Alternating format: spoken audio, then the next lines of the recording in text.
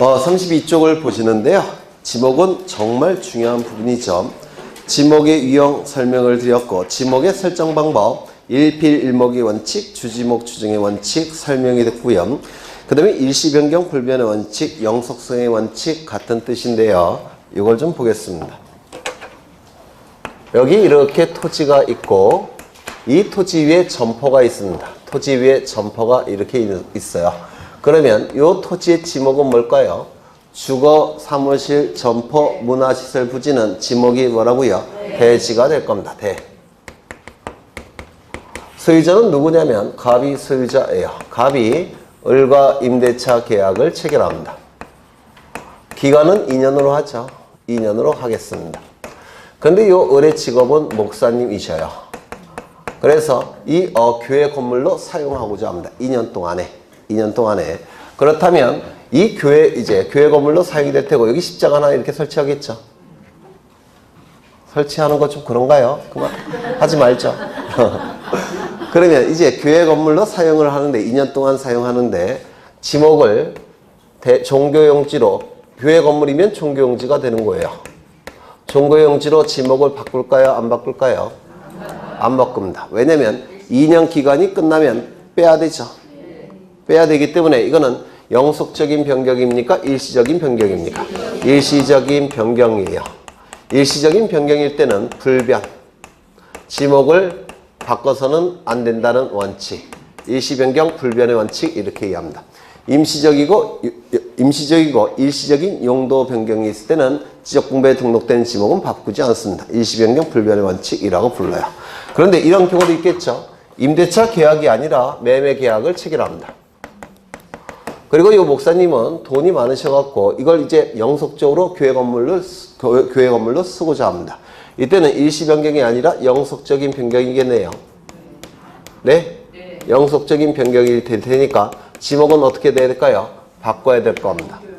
맞죠? 종교용지로 바꿔야 될 겁니다. 그래서 일시적이고 임시적인 용도 변경이 있을 때 지적공부에 등록된 지목은 불변, 바꿔서는 안 된다는 원칙, 이를 일시 변경 불변의 원칙이라고 부르고요. 영속적인 변경이 있다면 당연히 바꿔야 되겠죠. 그래서 영속성의 원칙이라고도 부릅니다. 의미는 같은 거예요.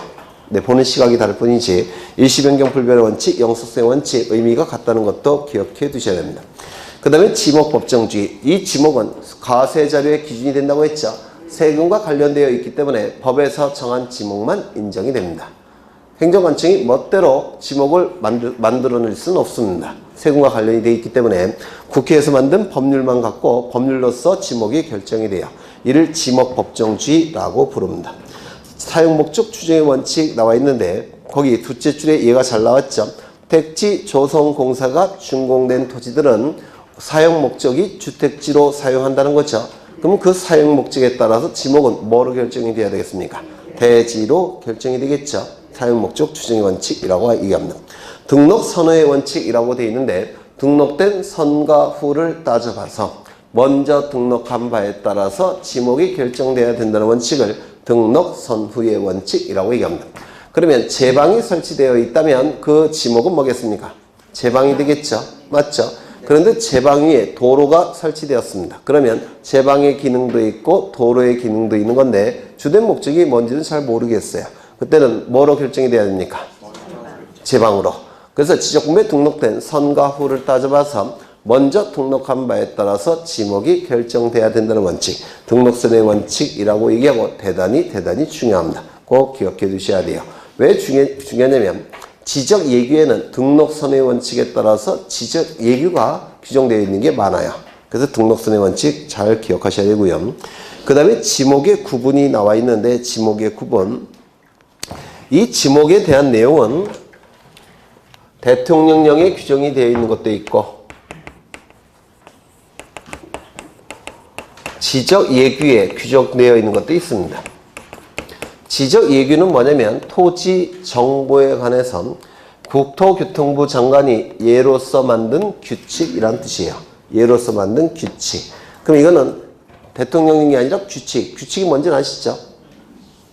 헌법 있고 법률 있고 그 다음에 대통령령이 있고 규칙이 있죠. 조례 있고 뭐 이런 거 공법 시간 하셨죠? 그렇죠. 이건 규칙이에요. 규칙. 토지 정보에 대해서 국토교통부 장관이 예로 만든 규칙, 행정규칙입니다. 예전에는 여기서 많이 출제가 됐어요. 여기서. 그래서 거기 책을 보시면 박스 안에 있는 내용이 보통 행정규칙의 지적 예규에 있는 내용들입니다. 근데 요즘은 예규보다는 이게 더 많이 출제가 돼요. 대통령령. 본문에 있는 내용이 대통령령에 규정되어 있는 건데, 이때 대통령령 중에서 단석이죠. 다만. 이런 문구가 나오면 무조건 기억하셔야 돼요. 여기서 주로 출제가 되니까 다만이라는 문구 나오면 무조건 기억하셔야 됩니다. 그러면 이제 하나씩 볼 텐데, 지난 그 순환에서는 1번부터 14번까지 보셨죠? 네, 오늘은 그 이후를 보겠습니다. 14번까지 보셨으니까 이제 15번을 보겠습니다. 그 다음에 5월, 6월 달에는 다시 다 볼 거예요. 5월 달, 6월 달에는. 그러면 먼저 15번을 보시면 철도 용지가 나와 있는데, 철도 용지는 다 아시죠? 네. 맞아요. 그러면 이 철도 시설 부지가 철도 용지가 될 텐데, 서울역은 철도 시설 안에 들어가는 겁니까? 역사. 철도가 있으면 역사도 반드시 있어야 되는 거 아닙니까? 이것도 철도 용지 안에 포함이 되는 겁니다. 역사도. 그렇지 않을까요? 거기 보시면 교통 운수를 위하여 일정한 궤도 등의 설비와 형태를 갖추어 이용되는 토지와 이에 접속된 역사, 차고, 발전시설, 공착장 등 부속시설물의 부지다 이렇게 되어 있는데, 철도 부지가 있으면 역도 있지 않습니까? 그래서 철도 안에 필수시설물로 봐요. 그래서 역사는 철도 용지 안에 들어간 겁니다. 서울역, 용산역 이런 건 전부 다 철도의 필수시설물로 보기 때문에 이거는 별도의 지목대가 아니라 철도 용지 안에 포함이 됩니다. 그 다음에 공착장이라는 게 나와 있는데, 여기 창은 창고라는 뜻이에요. 그래서 이 철도 수리하는 거, 철도가 아니라 기차 같은 거 수리하는 거, 이게 공착장이라고 부릅니다. 창고라는 뜻이에요. 그 다음에 제방 나와 있는데, 조수, 자연유수, 모래, 바람 등을 막기 위하여 설치된 방조제. 방조제는 조수를 방어하기 위해서 만들었다 이런 뜻이죠. 방어, 조수, 제, 만들제. 그 다음에 방수제, 물을 방어하기 위해서 만든 거. 그 다음에 방사제, 모래바람을 방어하기 위해서 만든 거. 방파제, 파도를 방어하기 위해서 만든 거. 그럼 이건 전부 다 뭔가를 방어하기 위해서 만든 거죠. 그래서 지목을 뭐라고 하느냐면, 방어를 위해서 만들었다고 해서 제방이라고 부르는 겁니다. 방어를 위해서 만들었다라고 해서 제방이라고 불러요. 그 다음에 거기 박스를 보시면 제방 위에 도로를 설치한 경우 이때는 지목이 뭐가 된다고요? 제방. 어떤 원칙에 입각해서? 등록 선회의 원칙에 입각해서. 맞습니까? 이것도 지적 예규에 있는 내용입니다. 하천과 국어가 구별돼서 출제가 됩니다. 하천은 좀 규모가 있는 거. 국어를 외워두시면 되는데, 거기 첫째 줄 보시면 인공적 이런 단어 있습니까? 소규모라는 단어가 있습니까? 인공적 소규모라는 단어가 있다면 또랑 국어. 구자는 또랑 구자에 거자도 또랑 거자예요. 그래서 인공적 소규모라는 단어가 있다면 국어. 인공적 소규모라는 단어가 없다면 뭐라고요? 하천이 되는 겁니다. 되셨을까요? 인공적 소규모라는 단어가 있다면 국어, 없다면 하천. 그 다음에 유지가 나와 있는데, 유자는 한자를 일부러 집어넣은 거예요. 유자는 물방울 머무를 유자입니다. 지자는 왼쪽에 삼수면이 있죠. 이 지자는 땅지가 아니라 연못 지자예요. 연못 지자. 그럼 유지라는 개념이 뭐냐면, 물방울 머무를 연못 지자를 써서 물이 모여서 연못 형태의 토지가 되었다라는 뜻이에요. 그게 유지입니다. 유지. 예전에 어떻게 출제가 됐냐면, 그 지자를 땅 지자로 출제를 했어요.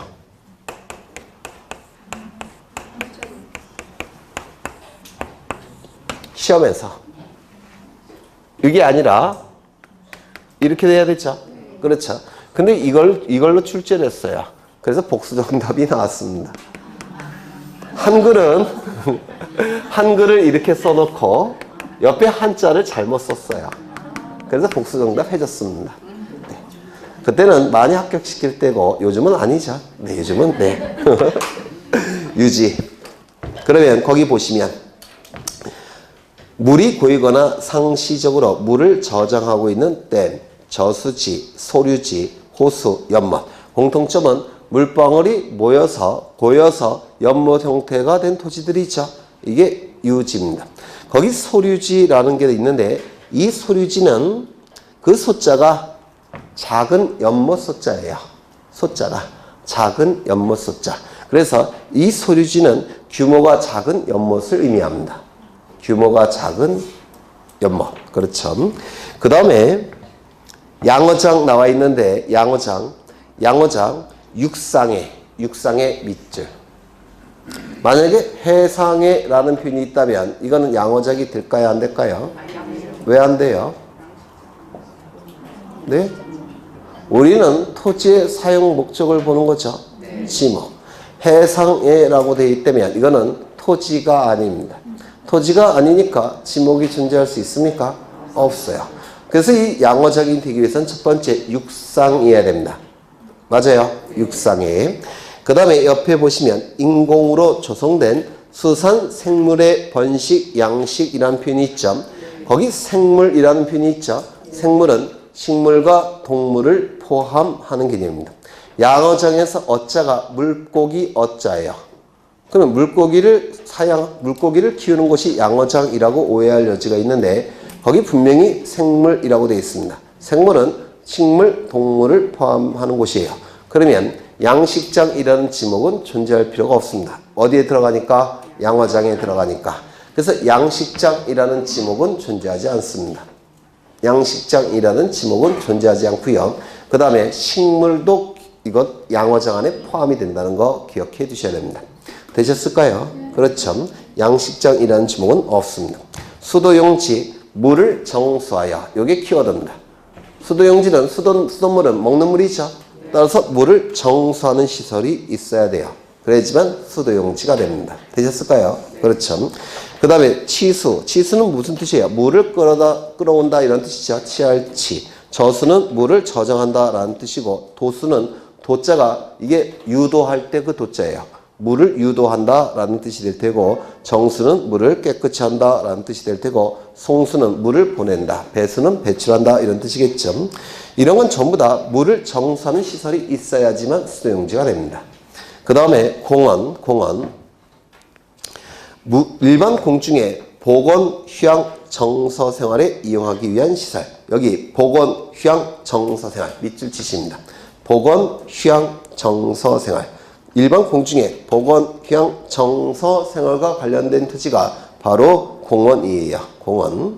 그러면 박스를 보시니까 국립공원, 도립공원, 국립공원은 임야이다 이렇게 되어 있는데 이건 공원이 아닙니다. 왜냐하면 국립공원, 설악산 국립공원을 예로 든다면 설악산 국립공원은 일반 대중의 보건휴양 정서생활이 주목적이 아니라 자연 자체의 보존이 주목적입니다. 맞습니까? 자연 자체의 보존이 주목적이기 때문에 일반 대중의 정서 보건휴양은 부수적인 것에 불과해요. 따라서 공원으로 할 수는 없고 주된 목적인 뭘 해야 됩니까? 임야. 이거 이해가 되십니까? 국립공원, 도립공원, 국립공원은 사람의 보건휴양 정서생활도 있지만 그게 주된 목적은 아니에요. 자연 자체의 보존이 주목적이라서 지목은 뭐라고요? 임야. 그 다음에 둘째 줄 보시면 묘지 공원은 공원으로 결정 고시된 토지는 묘지이다. 이 묘지 공원, 묘지의 기능도 있고 공원의 기능도 있을 텐데 어디에 포인트가 있냐면 묘지 공원은 제사, 숙모, 숭상이 주된 목적이에요. 따라서 묘지에 포인트가 있습니다. 묘지에 포인트가 있기 때문에 공원이 아니라 뭐로 보겠다는 겁니까? 묘지로 보겠다는 겁니다. 자주 나오는 것들이죠. 그 다음에 어린이공원, 도시자연공원, 군림공원, 체육공원 이런 것들은 보건, 휴양, 정서생활이 주목적이에요. 따라서 이런 것들은 공원이 될 겁니다. 체육용지를 보시는데요. 거기 둘째 줄 보시면 승마장, 경륜장 이런 게 있죠.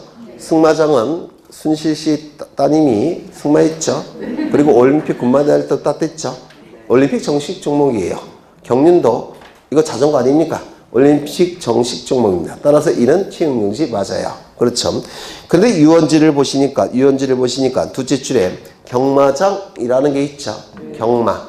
뚝섬경마장, 뚝섬유원지. 옛날에는 뚝섬경마장으로 불렀죠. 지금은 뚝섬유원지로 부르죠. 이 경마장은 이거는 체육용지가 아니에요. 돈 거는 거 아닌가요? 돈 내는 거 막 그런 거 맞죠? 네. 한 번도 해본 적이 없어서 재미는 있다고 하던데. 네.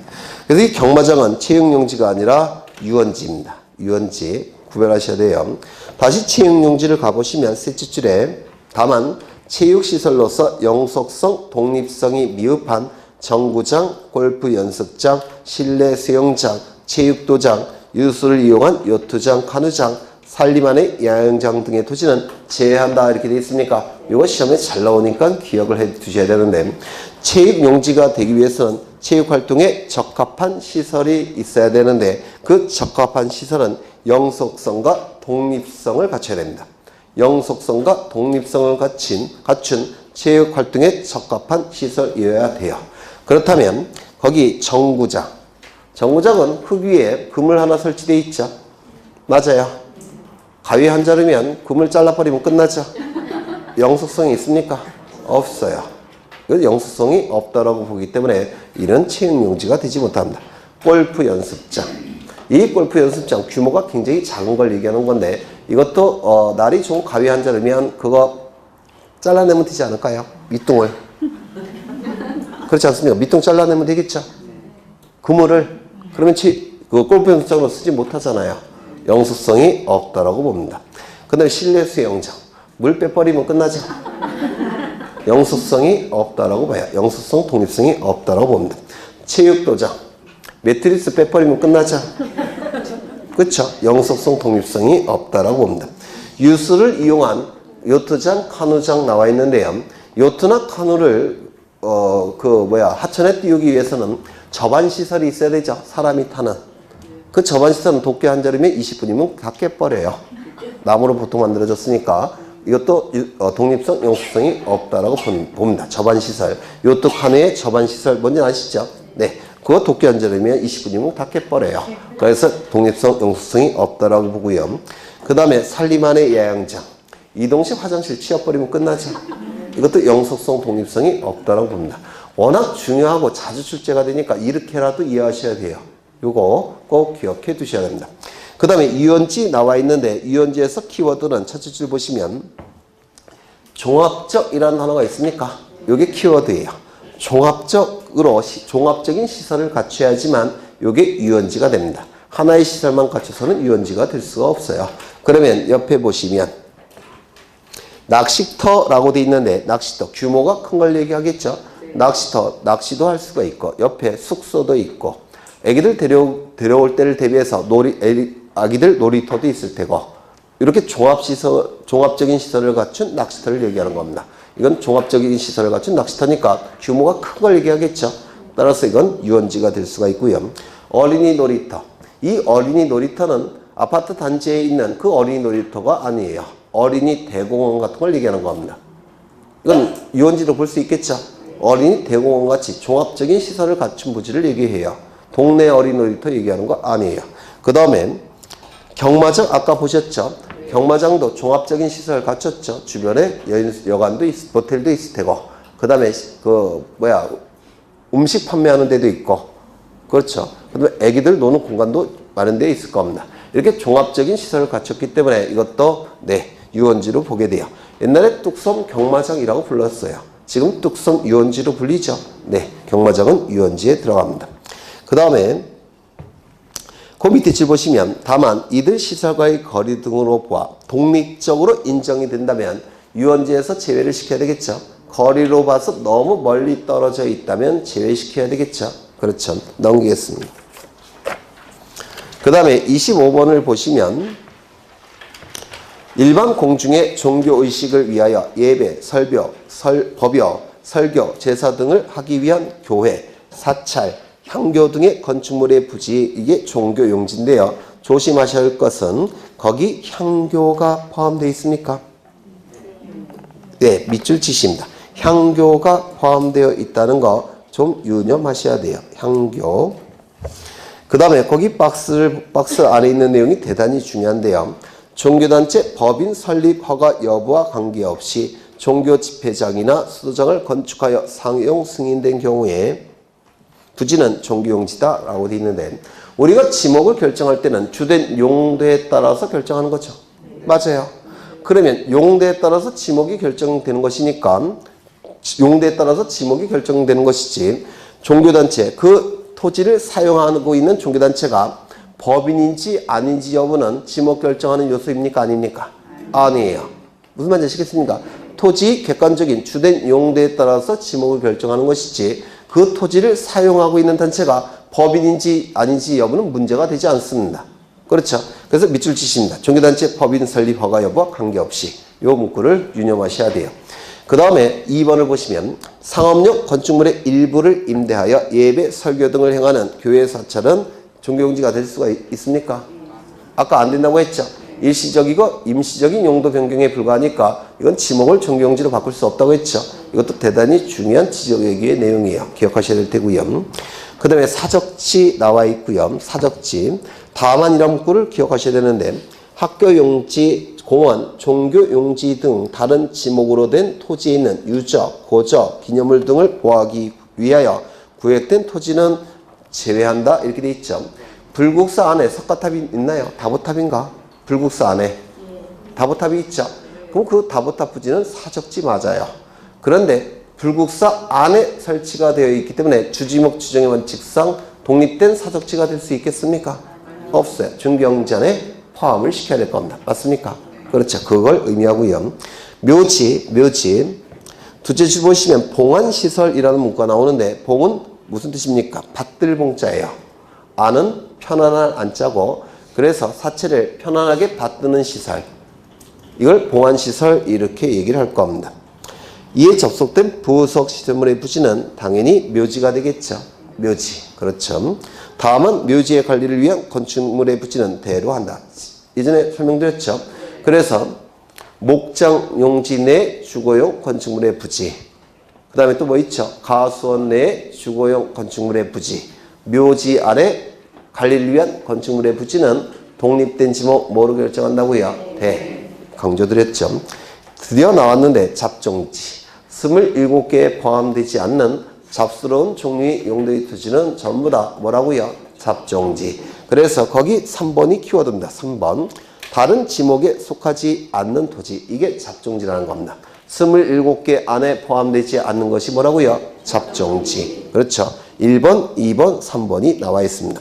이때 다음의 토지는 잡종지인데 다만 원상회복을 조건으로 돌을 캐내는 것 또는 흙을 파내는 곳으로 허가된 토지는 잡종지에서 제외된다 이렇게 돼 있죠. 그러면 이건 의미하는 바가 뭐냐면 원상회복을 조건으로 돌이나 흙을 캐낸다면 잡종지는 아니란 뜻이죠. 맞아요. 그럼 원상회복을 조건으로 하지 않는다면 이때는 잡종지 된다는 뜻입니까? 네. 맞아요. 네. 그렇죠. 원상회복을 조건으로 하지 않고 돌이나 흙을 캐내는 곳이라면 잡종지가 될 겁니다. 그럼 원상회복을 조건으로 돌이나 흙을 캐내는 부지는 보통 뭐일까요? 예전에 원야라는 지목이 있었고 그 다음에 살림이라는 지목이 있었죠. 살림이라는 지목도 있었죠. 살림이라는 지목도 있었고 원야라는 지목도 있었죠. 이 두 가지가 합쳐져서 임야가 됐다라고 했습니까? 이 원야에 해당되는 게 자갈 땅, 모래 땅, 암석지, 황무지, 습지 이런 토지가 예전에 원야라는 지목이었는데 지금은 뭐로 바뀌었습니까? 임야로 바뀌었죠. 그러면 돌이나 흙은 이런 데서 캐내지 않겠습니까? 자갈 땅, 모래 땅, 암석지, 황무지, 습지 이런 데서 캐내겠죠. 그렇다면 여기서 돌이나 흙을 캐낸다면 원상회복시키라는 겁니다. 맞아요. 여기서 돌이나 흙을 캐낼 때는 원상회복시키고 잡종지에서 돌이나 흙을 캐낼 때는 원상회복시킬 필요가 없다는 겁니다. 이거 이해가 되실까요? 그렇죠. 그 다음에 거기 밑에를 보시면 갈대밭. 이 갈대밭과 가장 유사한 건 뭘까요? 임야. 갈대밭 임야로 볼 수 있느냐 또는 전으로 볼 수 있느냐 요게 문제가 될 텐데요. 그렇죠. 그러면 먼저 임야에 해당될 수가 있느냐. 임야에 해당되기 위해선 살림이라든지 원야에 해당이 될 겁니다. 맞습니까? 살림은 이게 수림지, 중림지가 살림이었죠. 그러면 수림지, 중림지는 그 의미가 뭡니까? 나무 숫자를 써요. 수풀림자를 쓰고 나무가 빽빽히 들어선 토지, 대나무가 빽빽히 들어선 토지가 살림이라는 지목이었어요. 지금은 뭡니까? 임야. 맞아요. 그럼 갈대를 나무로 볼 수 있습니까? 갈대를 나무로 볼 수는 없죠. 따라서 갈대밭은 임야가 될 수가 없을 겁니다. 맞아요. 가장 이상한 것은 임야일 텐데 임야가 될 수는 없어요. 두 번째, 전으로 볼 수 있느냐? 전이 되기 위해서는 물을 상시적으로 이용하지 않고 재배를 해야 됩니다. 그러면 갈대를 재배합니까? 아니요. 사람의 노동력이 투입되지 않죠. 그러면 전도 될 수가 없습니다. 가장 유사한 게 그나마 임야나 전일 텐데 전도 아니고 임야도 될 수 없다면 뭐가 될 수밖에 없습니까? 잡종지가 될 수밖에 없다는 겁니다. 갈대밭 잡종지 기억하셔야 돼요. 그 다음에 두 번째 뭐가 있죠? 어디가 있어? 실외에 물건을 쌓아두는 것. 그러면 물건을 쌓아두는 것 가장 유사한 건 뭐냐면 창고용지예요. 보통 창고 안에 물건을 쌓아두죠. 그런데 이 창고용지가 가장 그나마 유사한데 실외에라는 표현이 있습니다. 창고용지가 될 수 있습니까? 창고용지가 될 수가 없어요. 실외에라는 표현이 있으니까 그럼 가장 유사한 것은 창고용지일 텐데 창고용지가 될 수 없다면 뭐가 되는 겁니까? 잡종지. 그렇죠. 공터를 얘기하겠죠. 그 다음에 뭐가 있느냐면 돌을 캐내는 것, 흙을 파내는 것. 이게 잡종지가 되겠죠. 원상회복을 조건으로 한다면 그때는 임야가 될 테고 원상회복이라는 문구가 없다면 잡종지가 될 겁니다. 맞습니까? 야외시장. 야외시장 가장 유사한 것은 점포겠죠. 점포는 뭡니까? 그렇죠. 주거, 사무실, 점포, 문화시설. 야외시장이니까 점포에 해당이 될 텐데 점포가 되기 위해서는 영구적 건축물 중 주거, 사무실, 점포, 문화시설 부지해야 돼요. 근데 야외시장은 영구적 건축물이 없죠. 길거리에 놓고 파는 거 아닙니까? 땅바닥에. 가장 유사한 것은 대지가 될 텐데 대지가 될 수는 없어요. 영구적 건축물 중 주거, 사무실, 점포, 문화시설 부지만 이 대지예요. 따라서 이것도 뭐가 될 수밖에 없다는 겁니까? 잡종지. 비행장 가장 유사한 건 뭐냐면 주차장이에요. 그나마 비행장과 가장 유사한 것은 그나마 이 주차장인데 비행장을 주차장으로 보게 되면 비행기가 섭섭해하겠죠. 가격차가 얼마인데. 그렇지 않습니까? 비행장을 주차장으로 볼 수는 없어요. 그러면 주차장이 될 수 없다면 뭐가 될 수밖에 없습니까? 잡종지. 그 다음에 옆에 나와 있는 게 공동우물이라고 나와 있는데 공동우물 그나마 가장 유사한 건 뭘까요? 수도용지예요. 맞죠? 그나마 유사한 게. 그러면 수도용지에 해당될 수가 있냐? 수도용지에 해당되기 위해서는 물을 정수하는 시설이 있어야 됩니다. 우물은 물을 정수하는 시설이 없어요. 맞아요? 수도용지가 될 수 있습니까? 없습니까? 없습니다. 그럼 뭐에 해당될 수밖에 없습니까? 잡종지. 그렇죠. 그 다음에 또 뭐가 있느냐면 영구적 건축물 중 변전소, 송신소, 수신소 여기까지 일단 영구적 건축물이라는 표현이 있으니까 그나마 유사한 게 대지예요. 그런데 대지가 되기 위해서는 주거, 사무실, 점포, 문화시설 부지해야 되죠. 따라서 이건 대지가 될 수는 없습니다. 뭐가 될까요? 잡종지가 될 겁니다. 이렇게 이해를 하셔야지 그나마 오래 기억이 남으셔요. 그 다음에 또 뭐가 있을까요? 송유시설. 이 송유시설은 그나마 유사한 게 뭐냐면 뭘까요? 광천지나 주유소용지가 될 겁니다. 기름이란 표현이 있으니까. 그렇죠. 그나마 유사한 게 강천지나 주유소용지가 될 텐데 먼저 강천지. 강천지에 해당될 수는 없습니다. 왜냐하면 강천지에서 다만 송유관, 송수관 부지는 강천지에서 제외한다는 표현이 있습니다. 그래서 강천지가 될 수는 없고요. 두 번째 주유소용지가 될 수 있겠습니까? 주유소용지가 되기 위해서는 판매와 관련되어 있어야 된다고 했죠. 그래서 판매와 관련된 시설이 아니니까 이건 주유소용지가 될 수도 없습니다. 그러면 뭐가 될 수밖에 없을까요? 잡종지가 될 수밖에 없을 겁니다. 그 다음에 도축자. 그나마 유사한 게 목장용지예요. 그런데 목장용지로 볼 수는 없죠. 왜요? 목장용지는 키우는 거, 도축장은 죽이는 거. 그나마 유사한 게 목장용지인데 목장용지가 될 수는 없습니다. 뭘까요? 잡종지가 될 수밖에 없다는 겁니다. 자동차 운전학원. 그나마 유사한 게 학교용지인데 학교용지로 보게 되면 학교 선생님들이 좀 싫어하겠죠. 학원인데. 그렇죠. 그래서 이것도 그나마 유사한 게 학교용지인데 학교용지가 될 수가 없기 때문에 이건 뭐가 될까요? 잡정지. 주차장으로 볼 수도 없죠. 주차 공간이 아니니까 주차장도 될 수도 없고 그렇다고 학교용지로 볼 수도 없고 뭐가 될 수밖에 없다는 겁니다. 잡정지. 그 다음에 쓰레기 및 오물 처리장 등의 부지. 이건 잡스러운 느낌이에요. 많이 나죠? 이건 잡정지가 될 겁니다. 그래서 공부를 이렇게 왜 잡정지가 될 수밖에 없는지를 평소에 생각하시면서 문제를 푸시면 기억이 오래 남아요. 그럼 안 틀립니다. 이게 좀 유념하시고요. 그 다음에 박스를 보시면 분뇨 종말 처리장. 뭔가 잡스러운 느낌이 나죠? 잡정지가 될 때고요. 콩나물 재배사라고 되어 있는데 이 콩나물을 재배하는 공간을 콩나물 재배사 이렇게 얘기하겠죠. 그러면 콩나물은 가장 유사한 게 콩나물 재배사와 가장 유사한 게 뭐냐면 전 아니면 답이에요. 맞아요. 근데 전과 답은 물을 상시적으로 직접 이용해서 재배한다면 전이 답이 될 테고 물을 상시적으로 이용하지 않고 재배한다면 전이 되겠죠. 맞아요. 그러면 콩나물을 재배할 때 물을 상시적으로 이용하나요? 상시적으로 이용하지 않나요? 즉 변홍사 토지처럼 물이 항상 찰랑찰랑 차 있습니까? 콩나물 뿌리에 썩어 들어가죠. 맞아요. 그렇다고 해서 물을 정말 가끔 줍니까? 시간마다 붓죠. 저도 콩나물 키워봐서 알아요. 시골에서 시간마다 붓죠. 그럼 전도 아니고 답도 아니라는 겁니다.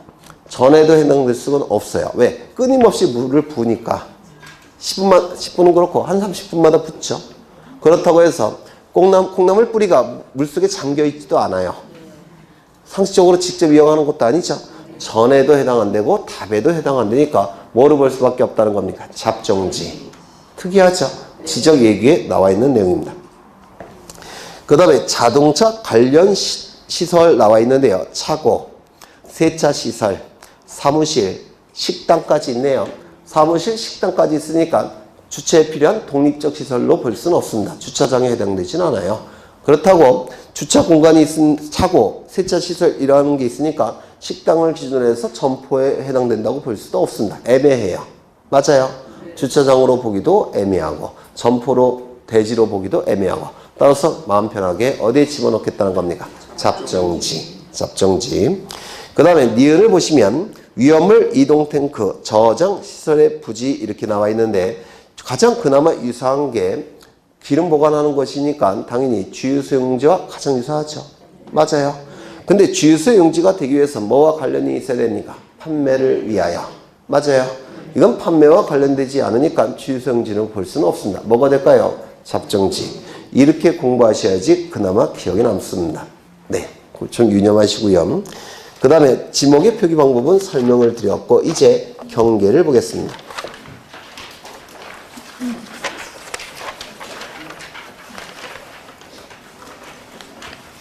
면접까지 가야 되는데 여기 예전에 다 한 건데요. 토지가 있습니다. 토지를 옆에서 본 거예요. 토지를 옆에서 본 건데 여기는 100번지 토지고 소유자는 갑입니다. 이쪽은 101번지 토지고 소유자는 을입니다. 이때 100번지 토지와 101번지 토지를 구분하기 위해서 여기 구조물이 설치되는 경우가 있어요. 뭐 담장 같은 경우 또는 뭐 철망으로 이렇게 묶어놓는다, 철망으로 이렇게 설치하는 경우 이렇게 구조물이 설치되는 경우가 있겠죠. 이걸 뭐라고 부르냐면 뭐라고 부릅니까? 지표상의 경계라고 부릅니다. 지표면 위의 경계라는 뜻이에요. 지표상의 경계. 그런데 이 두 필지 토지가 측량을 통해서 도면 위에 그려집니다. 총량을 통해서 도면 위에 이렇게 그려질 겁니다. 이건 도면이에요. 그래서 두 필지 토지가 이렇게 그려질 텐데 요거를 뭐라고 부르냐면 도면상의 경계라고 부릅니다. 요 상은 윗상자예요. 윗상자. 지표면 위의 경계, 도면 위의 경계라는 뜻이에요. 이 지표상의 경계를 규율하는 법은 민법입니다. 민법에 어떠한 규정이 있죠? 상린관계에 관한 규정이 있습니까? 민법에서 공부하신 적이 있죠? 서로 이웃인 관계를 규율하는 조문들 상린관계라고 불러요. 서로 상자와 이웃 이자를 씁니다. 이 성립관계에 관한 규정이 지금 요 지표상의 경계에 적용이 됩니다. 지표상의 경계에. 그 다음에 이 도면 위의 경계에 적용되는 법률은 공간정보법이에요. 공간정보법의 지적에 관한 규정들입니다. 우리는 지금 민법을 공부하는 겁니까? 공간정보법을 공부하는 겁니까? 공간정보법. 그렇죠. 그래서 우리가 얘기하는 경계는 도면상의 경계를 얘기할 텐데, 이때 이 민법을 뭐라고 부르냐면 일반적인 생활관계를 규율하는 법이라고 해서 일반법이라고 불러요. 이 공간정보법은 지적에 관련된 특별한 생활관계를 규율하는 법이라고 해서 특별법이라고 부릅니다. 그러면 일반법과 특별법이 문제가 될 때 어느 법률이 우선적으로 적용된다고 했습니까? 특별법. 그렇죠. 따라서 이 지표상의 경계와 도면상의 경계가 보통은 측량을 통해서 그려지기 때문에 일치를 합니다. 제대로 그렸다면. 근데 시간이 많이 흘러가다 보면 10년, 20년, 30년이 흘러가다 보면 요 담장을 다시 설치하는 경우도 있을 테고, 요 도면 위의 경계가 분할과 합병이 반복이 되다 보면 이것도 이게 움직이는 경우도 있어요. 그러면 도면상의 경계와 지표상의 경계가 일치하지 아니할 때, 그때는 어느 경계를 우선하게 될까요?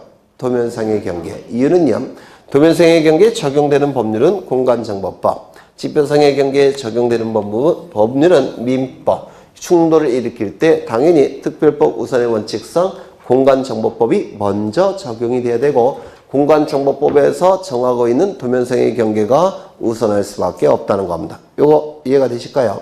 그래서 원칙은 어느 경계가 우선이 되는 겁니까? 도면상의 경계. 그리고 우리는 공간정보법을 공부하고 있으니까 공간정보법 시간에는 이거를 생략해서 경계라고 부를 겁니다. 맞습니까? 그래서 소재, 지번, 지목, 면적, 경계, 좌표할 때 그 경계는 저 지표상의 경계를 의미하는 게 아니라 도면상의 경계를 의미하는 겁니다. 맞습니까? 그런데 이 도면상의 경계가 위조가 됐다든지 변조가 됐다든지 허위로 작성이 됐다는 것이 밝혀지는 특별한 사정이 있다고 한다면 그때도 도면상의 경계가 우선되겠습니까?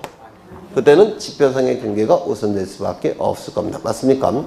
이때 요 경계들이 만나는 점들이 있는데 이걸 뭐라고 부르냐면 경계점이라고 부른다고 했습니다. 경계점. 경계와 경계들이 만나는 점이 경계점이에요.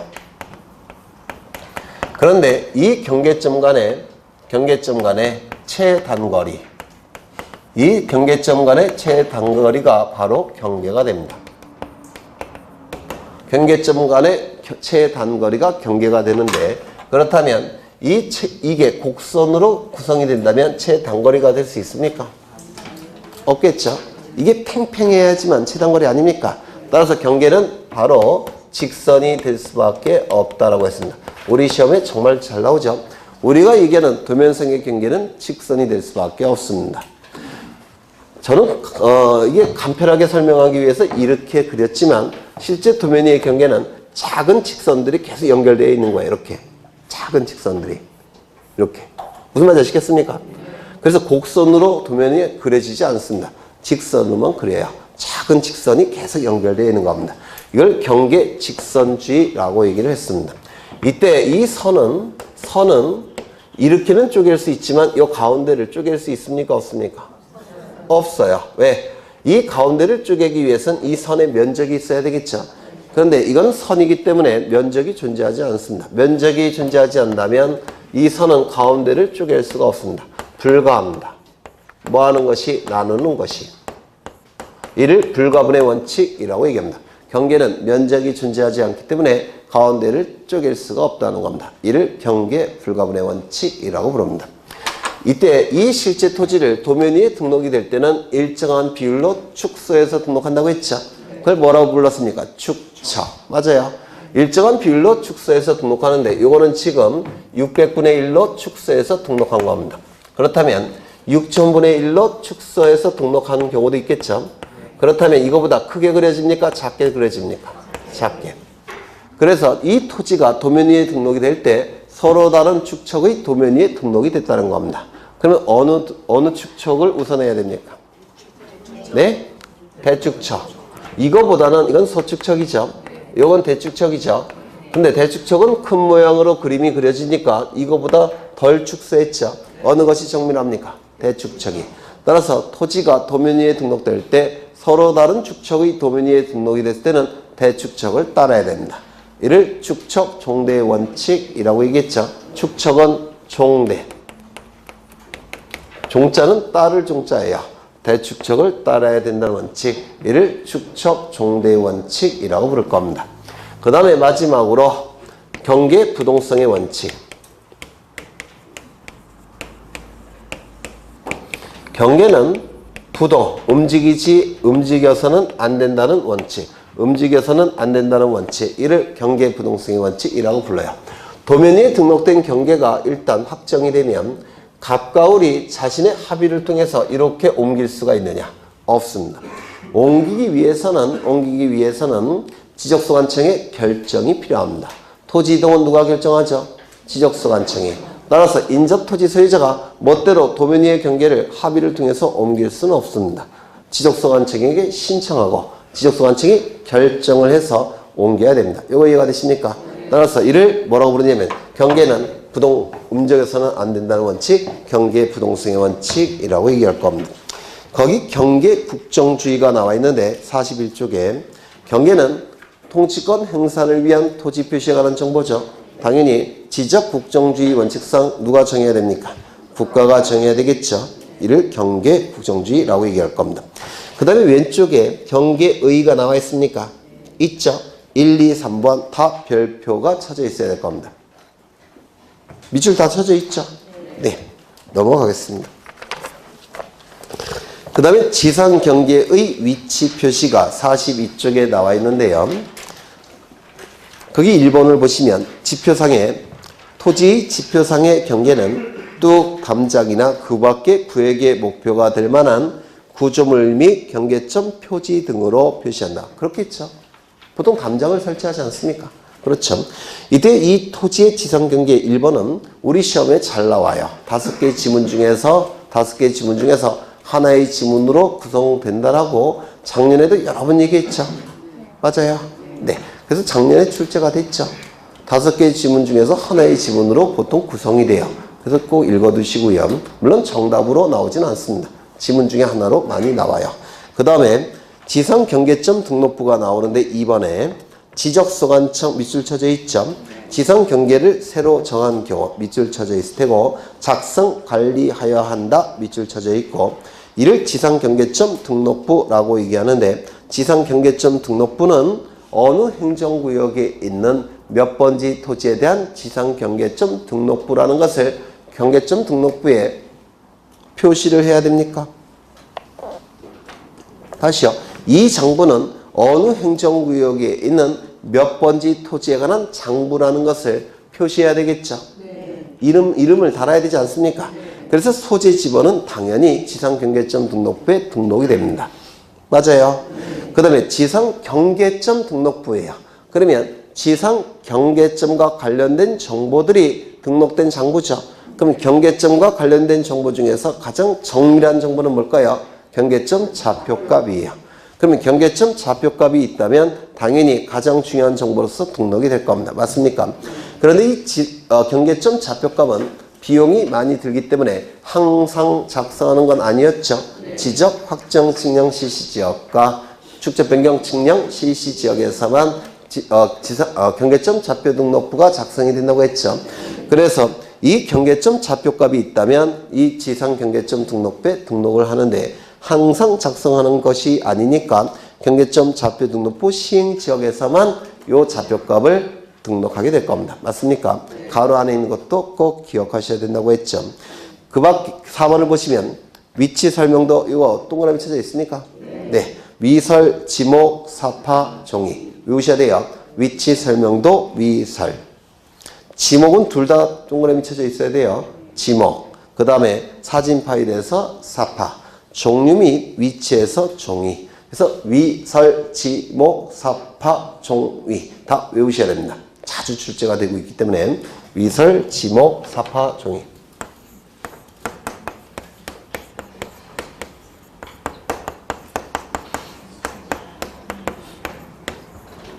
물론 소재 지번은 당연히 등록이 될 테고 좌표값도 있다면 당연히 등록을 할 겁니다. 그 이외에 위설, 지목, 사파, 종이 반드시 외우셔야 돼요.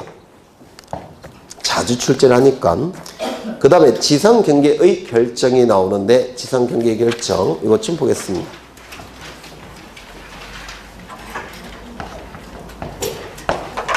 예전에 다 했던 것들인데요. 여기에 두 필지가 존재합니다. 이 두 필지는 서로 붙어 있고요. 높고 낮은 부분이 없습니다. 이쪽은 100번지 토지, 이쪽은 101번지 토지. 그리고 이건 실제 토지니까 경계도 있겠죠. 지표상의 경계가 있겠죠. 구조물 같은 게 있을 겁니다. 담장 같은 게. 이때 두 필지 토지를 측량을 통해서 도면 위에 등록하고자 합니다. 측량을 통해서 도면 위에 등록할 겁니다. 근데 이 구조물이 여기가 면적이 존재하니까 여기를 기준으로 여기에 등록한다면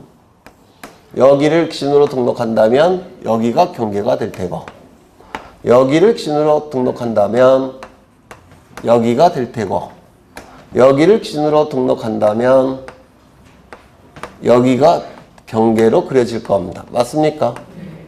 그래서 어디를 기준으로 도면 위에 등록할지 갑과 을이 이해관계와 엮여 있습니다. 맞습니까? 그러면 어디를 기준으로 도면 위에 등록해야 될지 문제가 되더라는 겁니다. 그런데 우리 민법의 상린관계에 관한 규정을 보시면 인접토지 간에 담장이 있을 때는 이 담장은 인접토지 소유자가 이게 갑소유고 을소유라고 할 때 인접토지 소유자가 절반씩 소유한다라는 규정이 민법 상린관계의 규정 중에 있습니다. 인접토지 소유자가 절반씩 소유한다라는 규정이 있어요. 그렇다면 어디를 기준으로 경계가 결정되는 것이 가장 합리적입니까? 가운데. 맞아요. 그렇죠. 이렇게 연속해서 접하는 토지 간에 높낮이 차이가 없을 때는 구조물의 중앙을 기준으로 경계가 결정이 돼서 도면 위에 등록되는 것이 합리적이라는 겁니다. 왜? 절반씩 소유하니까. 민법에 의해서. 맞죠? 네. 갑도 요 구조물의 소유자고 을도 구조물의 소유자죠.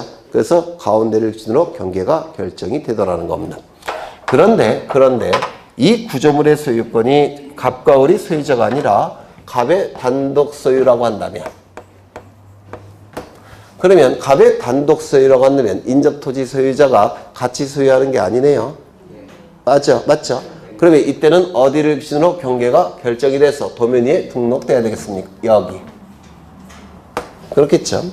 만약에 이 구조물의 소유권이 을 단독 소유라고 한다면 어디를 기준으로 경계가 결정이 되는 게 합리적입니까? 네? 여기. 이를 뭐라고 부르냐면 둘 다 소유권이 있을 때는 중앙을 기준으로 경계가 결정이 되지만 소유권이 다른 사람일 때는 즉 갑, 을 중에서 한 사람 소유일 때는 이때는 그 소유권에 따라 경계가 결정이 돼야 되더라는 겁니다. 이거 이해가 되실까요? 네. 어떤 분들은 갑과 을 소유인데 이건 병의 소유일 때 뭐 이렇게 설명하시는 분이 있는데 네. 담장만 소유하는 사람이 있겠습니까? 없어요. 네. 이건 이런 뜻이에요. 절반씩 소유한다면 중앙. 그 다음에 한 사람이 단독으로 소유한다면 그 소유권에 따라 경계를 결정한다는 뜻입니다. 그렇죠. 이거 이해가 되실까요? 그렇죠. 두 번째. 연속해서 접하는 토지 간에 높낮이 차이가 있다는 겁니다. 이렇게. 여기 100번지, 여기는 101번지, 여기는 갑소유, 여기는 을소유. 그런데 보통 이 토지가 무너지는 것을 막기 위해서 여기에 구조물을 설치합니다. 시멘트를 발라 놓는다든지 그 자갈을 여기다가 붙여놓고 철망으로 엮어 놓는 경우가 있어요.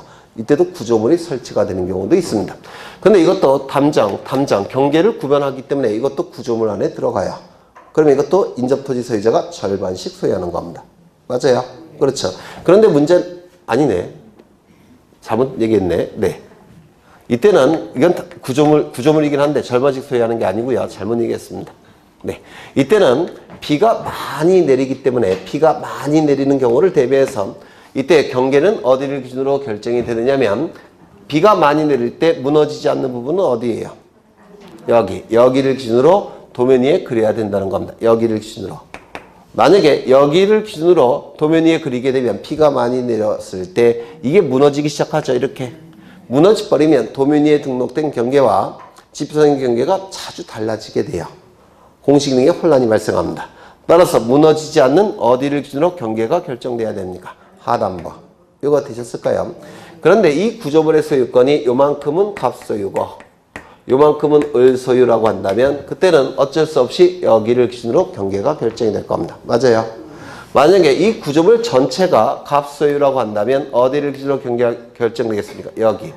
구조물의 소유권이 전체가 을소유라고 한다면 어디를 기준으로 경계가 결정이 되겠습니까? 여기. 이걸 뭐라고 얘기하느냐면 소유권에 따라 경계를 결정한다 이렇게 얘기를 합니다. 되셨을까요? 원칙은 어디를 기준으로 경계가 결정이 된다고요? 하단부. 다만 구조물의 소유권자가 다를 때는 그 소유권에 따라 경계가 결정된다 이렇게 얘기를 하더라는 겁니다. 세 번째 절토된 토지가 있는 경우. 여기 보통 이게 고속도로라고 생각하시면 고속도로 같은 경우는 비가 많이 오는 경우를 대비해서 여기 물이 빠져나가는 공간을 이렇게 파놓죠. 양쪽에 비가 오는 경우 침수되지 않도록. 맞아요. 이걸 절토된 부분이라고 불러요. 절토된 부분. 그렇다면 이때 여기 100번지 토지고 여기 101번지 토지일 때 어디를 기준으로 경계가 결정이 돼야 되느냐. 여기 파인 맨 밑바닥이 있겠죠. 그리고 여기는 중간이 되죠. 그 다음에 제일 상단부는 여기죠. 그러면 이 도로를 관리하는 도로공사는 어디까지 관리를 해야 됩니까? 여기. 맞아요. 여기까지 관리를 해야 된다. 왜냐하면 낙석이 떨어지는 것을 방지하기 위해서 낙석이 떨어지면 대형 사고가 나타나죠. 이 낙석이 떨어지는 것을 방어하기 위해서 도로공사는 여기까지 관리를 해야 된다. 그러면 여기까지 관리를 하기 위해서는 100번지 토지와 101번지 토지의 경계는 여기도 아니고 여기도 아니고 여기 상단부를 기준으로 경계를 결정해야 된다는 겁니다. 맞습니까? 그런데 만약에 이게 갑소유고 요 구조물 이것도 무너지지 않도록 구조물 설치하겠죠. 이 구조물의 소유권이 갑에게 있다면 이때는 당연히 여기가 경계가 될 겁니다. 소유권에 따라 경계가 결정될 거예요. 그렇겠죠. 그래서 이 절토된 토지의 경우에는 원칙은 상단부. 다만 이 구조물이 설치되어 있을 때 소유권에 따라 경계가 결정되는 경우도 있을 수가 있다는 겁니다. 그 다음에 마지막이 아니라 여기는 바다입니다. 바다. 그러면 여기는 썰물대. 그 다음에 여기는 밀물대. 그러면 이쪽은 100번지 토지고 이쪽은 바다가 될 텐데 토지와 바다의 경계는 어디로 봅니까? 네? 만약에 여기를 경계로 보게 되면 토지와 바다의 경계를 보게 되면 이 부분은 바다가 됐다가 토지가 됐다가 바다가 됐다가 토지가 됐다가 관리가 힘들어지죠. 따라서 여기를 경계로 볼 수는 없습니다. 마찬가지로 여기를 경계로 보게 되면 여기는 바다가 됐다가 토지가 됐다가 이게 반복이 돼버려요. 맞습니까? 따라서 어디를 경계로 삼을 수밖에 없냐면 여기를 경계로 삼을 수밖에 없다는 겁니다. 밀물대. 이걸 최대 만조의 선이라고 불러요. 그렇죠. 강이라고 한다면 최대 만수의 선. 이 아래쪽을 경계로 삼게 되면 바다가 됐다가 토지가 됐다가 강이 됐다가 토지가 됐다가 이게 그렇게 돼버립니다. 그래서 항상 토지인 여기를 경계로 삼아야 된다는 겁니다. 최대 만조의 선. 만약에 이게 바다가 아니라 강이라고 한다면 최대 만수의 선 이렇게 얘기를 할 겁니다. 그러면 여기를 뭐라고 부를까요? 이 부분을 바다일 때는 간석지 또는 갯벌이라고 불러요. 그러면 이 간석지 갯벌은 지목이 뭘까요? 네? 지목이 2달 전에도 말씀드렸는데 임야 맞아요? 임야 아니에요? 다시요.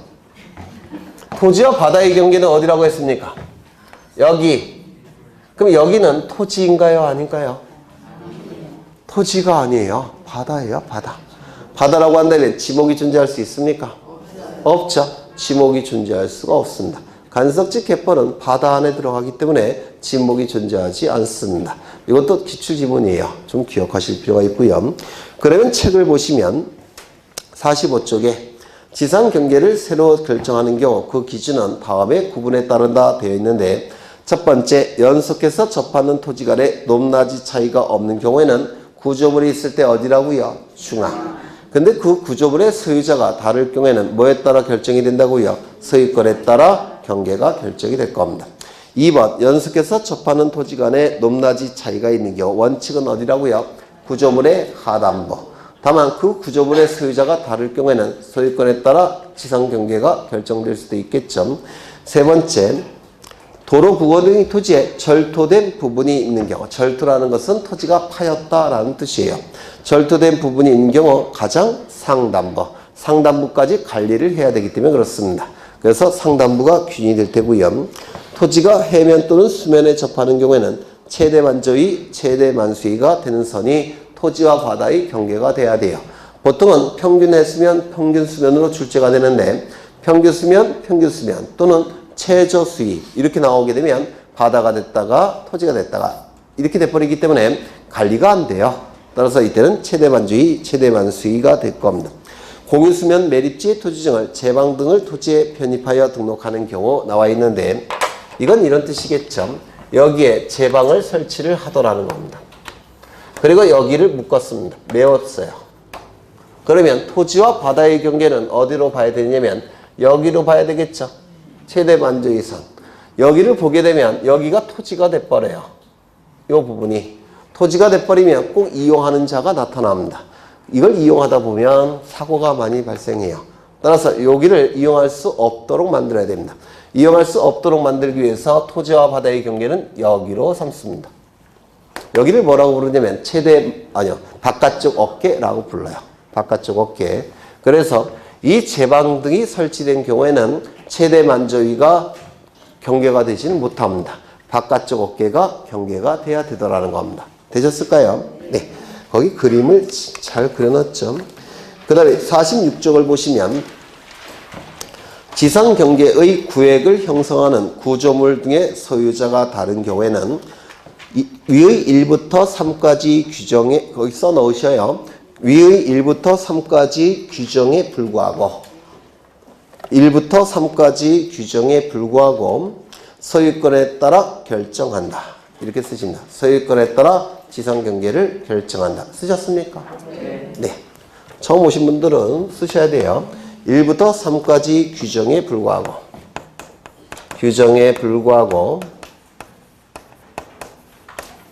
소유권에 따라 지상 경계를 결정한다.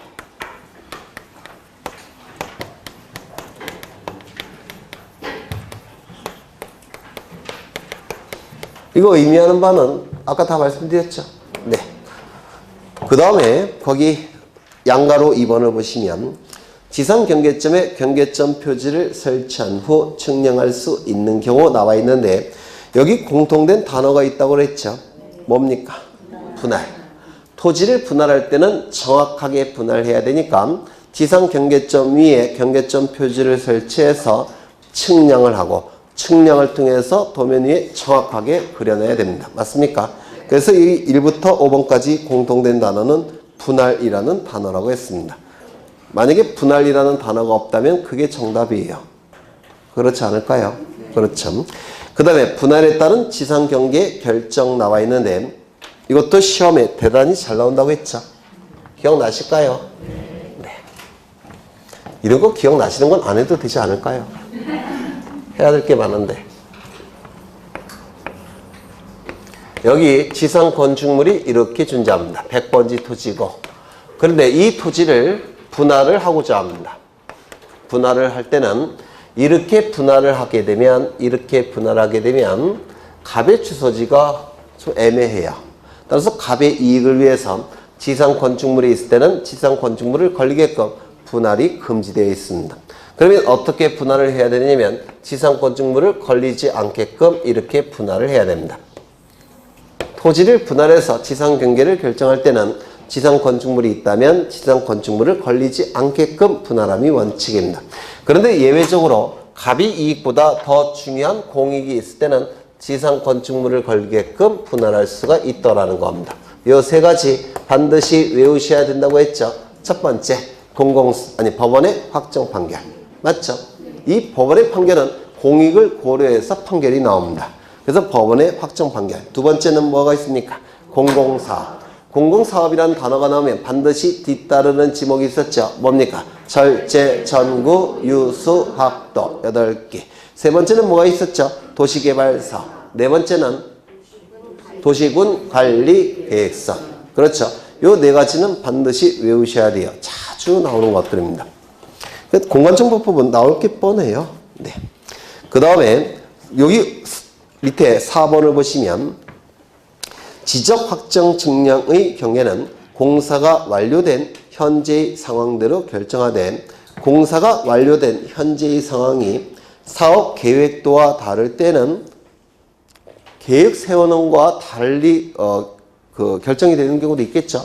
그때는 미리 사업 시행자에게 알릴까요? 무시할까요? 알려야 되겠죠. 미리 사업자에게 통지해야 된다. 기억하셔야 된다라고 했습니다.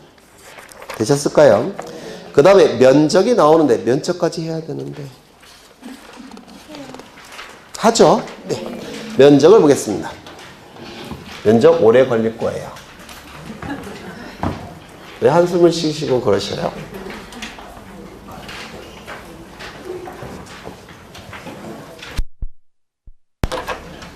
하지 말까? 하자고요? 시간이 많이 걸릴 텐데. 여기서부터 여기까지는 100번지 토지고 소유자는 갑입니다. 그럼 이 토지를 100번지 토지를 옆에서 본 거예요. 옆에서 본 건데 이 토지를 측량을 통해서 도면 위에 등록하고자 합니다. 이때의 측량은 보통 평판 측량을 사용합니다. 평판 측량을 사용해서 도면 위에 등록을 합니다. 이때 도면 위에 등록되는 토지는 이 토지를 위에서 내려다 봤을 때 그 모양이 측량을 통해서 도면 위에 그려지는 겁니다. 위에서 내려다 봤을 때 그 모양이 측량을 통해서 도면 위에 그려지게 돼요. 그렇다면 이 토지를 위에서 내려다 봤을 때 높은 쪽과 낮은 쪽이 구분이 됩니까? 구분되지 않습니까? 구분되지를 않습니다. 위에서 내려다 봤을 때. 맞아요. 그럼 위에서 내려다 봤을 때 그 모양은 결국은 이 모양이 그려지는 겁니다. 요 모양이. 이 모양이 측량을 통해서 여기에 그려지게 됩니다. 여기에 그린 다음에 여기 전자면적 측정기라는 이러한 기구가 있습니다. 전자면적 측정기라는 기구를 통해서 이 도면 위에서 면적을 측정해냅니다. 그렇죠. 이걸 뭐라고 부르냐면 전자면적 측정기라고 하는데 이 전자면적 측정기를 사용해서 도면 위에서 면적을 측정해냅니다. 이 측정된 면적이 지적공부에 등록이 될 겁니다. 되셨을까요? 그 다음에 여기에 X축을 설치하고 이쪽에 Y축을 설치하게 되면 요 경계점이 X좌표, Y좌표 값으로 구해집니다. 요 경계점이. 그러면 이 경계점이 구해지게 되면 경계점 좌표 등록부라는 장부를 만드는데 이 경계점 좌표 등록부에 그 X좌표, Y좌표 값이 등록이 돼요. 그러면 이 등록된 이 좌표값을 컴퓨터에 입력을 하면 면적을 계산해야 되는 프로그램이 있습니다. 그 프로그램이 요 면적을 구해내게 돼요. 이걸 뭐라고 부르냐면 좌표 면적 계산법이라고 부릅니다. 이 두 가지 방법을 사용해서 면적을 측정해냅니다. 이때 요 X좌표, Y좌표 값을 이용하는 측량이 뭐냐면 경위 측량이라고 불러요. 그래서 평판 측량을 통해서 도면 위에 토지를 그려 넣은 다음에 전자면적 측정기를 통해서 면적을 측정하는 방법. 그 다음에 경위 측량을 통해서 좌표값이 수집되면 그 좌표값을 가지고 면적을 구해내는 방법. 좌표면적 계산법이라고 부르는데 이 두 가지 방법을 통해서 면적을 측정해냅니다. 그 측정된 면적이 지적공부에 등록이 될 거예요. 되셨을까요? 그렇죠. 그러면 이 면적을 뭐라고 부르냐면 도면상의 면적이라고 부릅니다. 도면상의 면적. 그리고 이 면적을 뭐라고 부르냐면 이 면적. 이걸 뭐라고 불렀습니까? 지표상의 면적이라고 불렀죠. 지표상의 면적. 또는 경사졌기 때문에 경사면적이라고도 부를 겁니다. 그런데 이 도면 위에 등록되는 면적은 결국은 이거죠. 맞아요. 요게 여기에 등록이 됩니다. 따라서 도면 위에 등록된 면적은 수평면적이라고 부릅니다. 도면상의 면적, 수평면적은 같은 뜻이고 실제 토지 위의 면적은 경사면적, 지표상의 면적이라고 불러요. 그런데 이쪽 면적에 적용되는 법률은 민법이에요. 이쪽에서 구해진 면적에 적용되는 법률이 뭡니까? 법률이 공간정보법. 맞습니까? 우리가 얘기하는 면적은 도면상의 면적을 의미하는 겁니다. 그렇겠죠? 요건 이제 지난 시간에도 설명이 됐고요. 이제 뭘 보실 거냐면 49쪽에 면적의 결정 및 측량 계산의 끝처리 있습니까? 이 방법을 뭐라고 불렀습니까? 5452이라고 불렀죠. 5452을 지금부터 설명을 드릴 겁니다. 5452을. 5452의 개념은 5일 때 버리는 경우도 있고 5일 때 앞자리로 올리는 경우도 있는데 이를 5452이라고 불러요. 이거를 오늘 꼭 이해를 하셔야 돼요. 우리 공간정보법에서 사용하는 축척은 총 몇 개가 있느냐면 500분의 1, 600분의 1 요거를 뭐라고 부르냐면 대축척이라고 부릅니다. 대축척.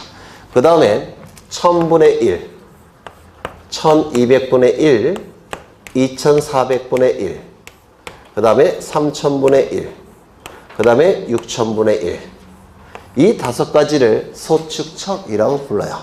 그러면 대축척과 소축척은 어느 것이 더 정밀할까요? 대축척. 축척 위에 그려진 도면을 가지고 면적을 측정하는 것과 소축척 위에 그려진 도면을 가지고 면적을 측정하는 것은 어느 것이 더 정밀하겠습니까? 대축척. 이게 면적을 전자면적 측정기를 통해서 면적을 측정해낼 때 더 정밀하겠죠? 맞아요. 이쪽은 소축척이니까 요 소축척의 도면 위에 그려진 그림을 가지고 면적을 측정할 때는 정밀도는 떨어질 겁니다. 여기까지 이해가 되실까요? 네. 되셨죠? 그런데 만약에 대축척의 도면일 때는 면적을 정밀하게 구해낼 수가 있는데 소축척의 도면일지라도 경계점, 좌표, 등록부가 작성 비치된 지역이라고 한다면 도면을 가지고 면적을 측정해낼까요? 좌표값 가지고 면적을 계산해낼까요? 좌표값. 맞아요.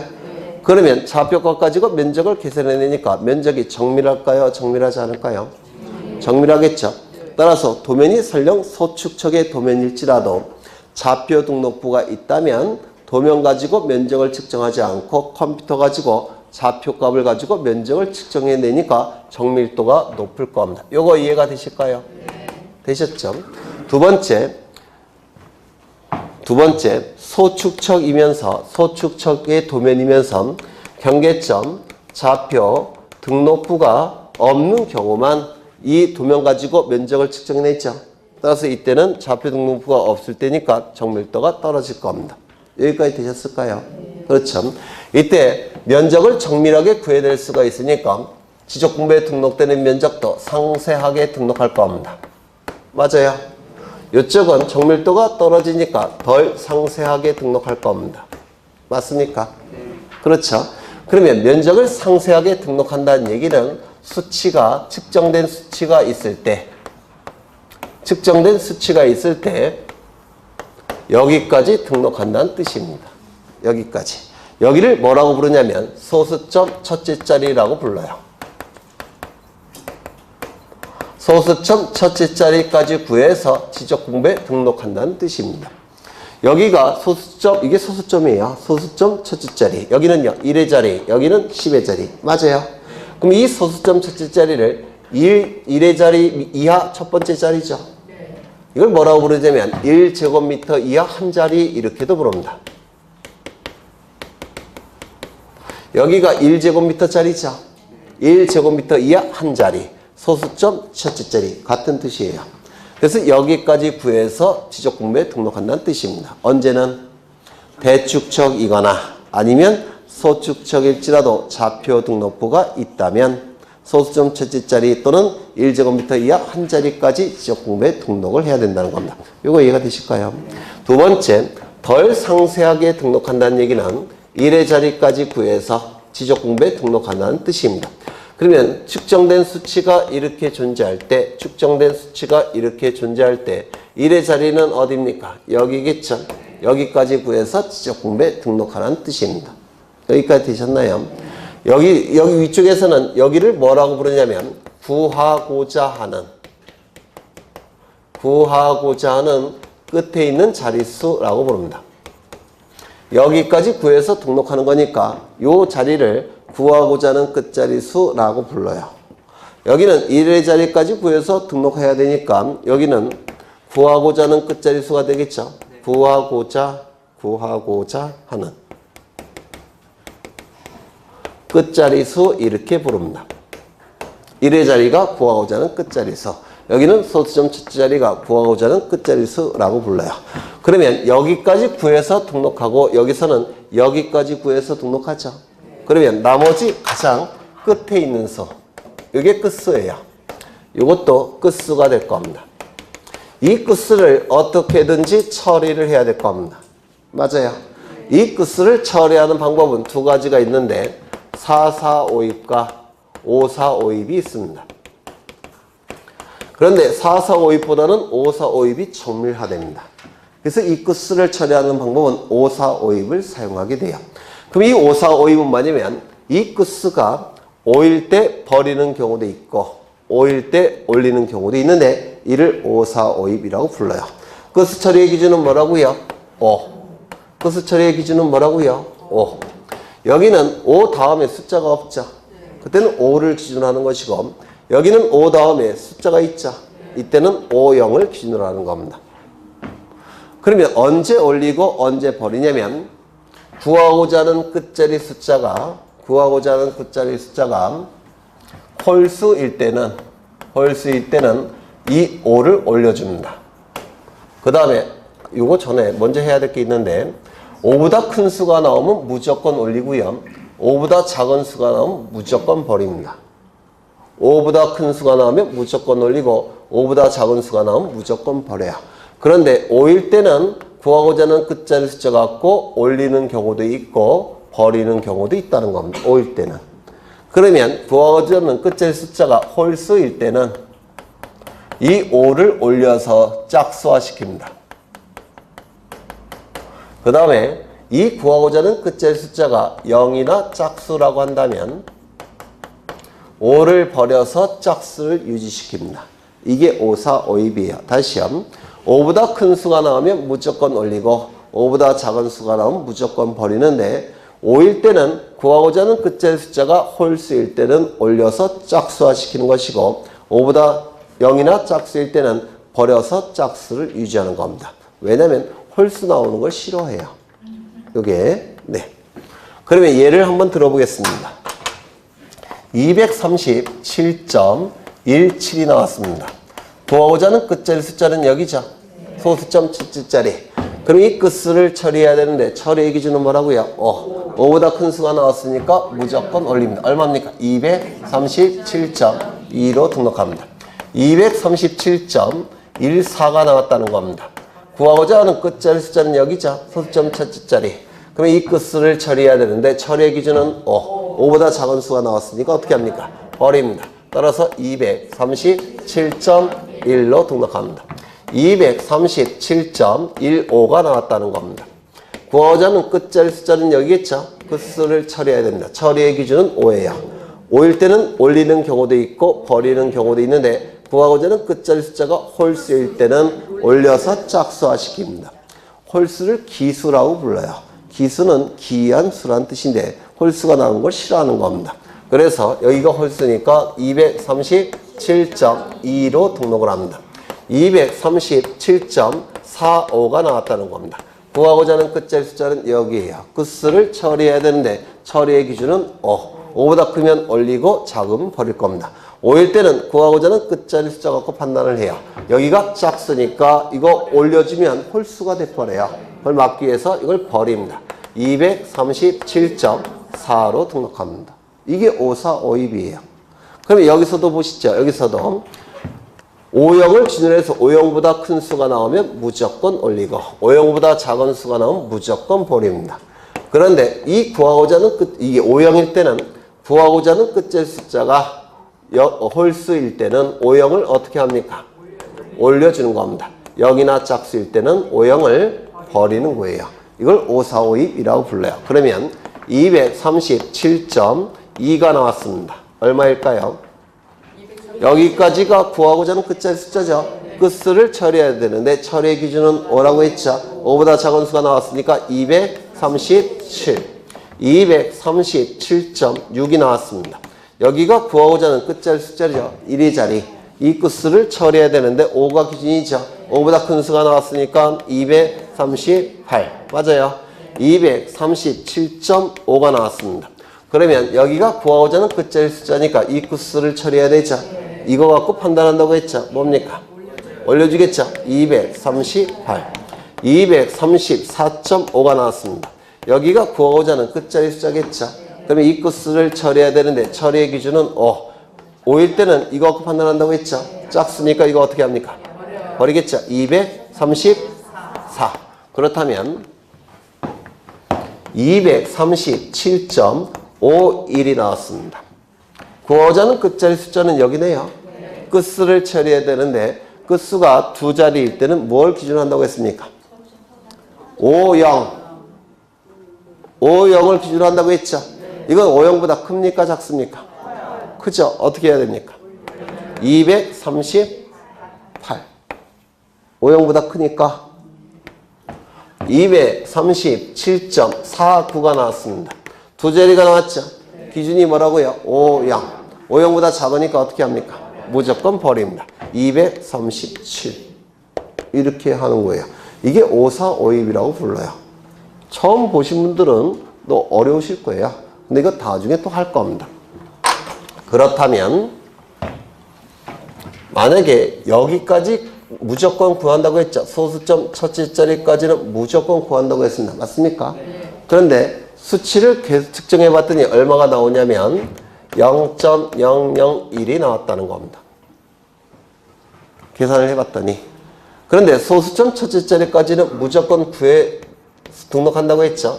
그러면 이거를 지적공부에 등록할 때는 0.0제곱미터 이렇게 등록할 수 있습니까? 면적이 0이 될 수는 없어요. 그러면 얼마로 등록해야 되느냐면 이렇게 등록합니다. 0.1제곱미터. 여기는 무조건 나와야 되니까 이걸 최소 면적이라고 불러요. 최소 면적. 여기도 마찬가지입니다. 0.001이 나왔다는 겁니다. 그런데 1의 자리까지는 무조건 등록한다고 했죠. 어디 갔어? 1의 자리는 여기. 그렇다면 1의 자리가 0이니까 0으로 등록해야 됩니까? 면적이 0이 될 수는 없어요. 따라서 최소 면적 얼마로 등록해야 될까요? 1제곱미터. 이걸 최소 면적이라고 불러요. 시간이 없어서 급하게 했습니다. 다음 시간에 다시 해야 되겠다. 이거 처음 들으신 분들은 좀 이해가 되실까요? 안 되실까요? 될 듯 말 듯 할까요? 그러시면 돼요. 다음 시간에 시간적인 여유를 갖고 다시 한번 설명을 드리겠습니다. 이걸 5452이라고 하는데 4452보다 이게 더 정밀하대요. 정밀하기 때문에 산업계통이나 공학계통에서는 이 4452를 안 쓰고 5452를 쓴답니다. 왜 그런지 전 잘 몰라요. 전공이 아니니까. 네. 그래서 이 5452까지 오늘 보셨고요. 5452을 다음 시간에 다시 한번 설명드리겠습니다. 천천히. 그러시면 되겠죠?